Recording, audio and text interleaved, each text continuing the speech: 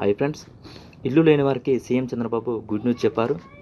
పేదలందరికీ ఇల్లు పథకంలో భాగంగా దీపావళికి ముందే 3 లక్షల ఇళ్లను మంజూరు చేయనట్లు నిన్న ప్రకటించారు. అయితే వచ్చే సంవత్సరం జూన్ నాటికి 10 లక్షల ఇళ్ల నిర్మాణాలు పూర్తి చేయాలని కూటమి ప్రభుత్వం నిర్ణయించింది. ప్రభుత్వం ఎస్సీ, బీసీ వర్గాలకు 50,000 రూపాయలు, ఎస్టీ వర్గానికి 75,000 చొప్పున ఆర్థిక సాయం అందించనుంది. ఈ మద్దతుతో అనేక మంది లబ్ధిదారులు ఇళ్ల నిర్మాణానికి ముందుకు తీసుకువెళ్లారు. ఈ గృహ నిర్మాణ పథకానికి సంబంధించిన ప్రధానమంత్రి ఆవాస్ యోజన 2.0తో అనుసంధానం చేయాలని ప్రభుత్వం నిర్ణయించింది. దీని ద్వారా లబ్ధిదారులకు 4 లక్షల రూపాయలు ఆర్థిక సహాయం అందించనుంది.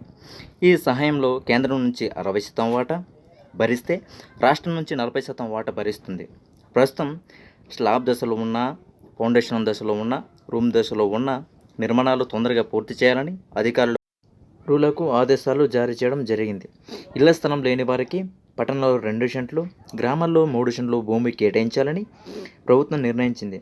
గృహ నిర్మాణాలు చేపట్టిన వారితో దసరా పండుగ రోజున గృహ ప్రవేశాలు చేయించాలని ప్రభుత్వం భావించిన తరుణంలో దసరా పండుగ నాటికి ఎన్ని నిర్మాణాలు పూర్తవుతాయో తెలియాల్సి ఉంది.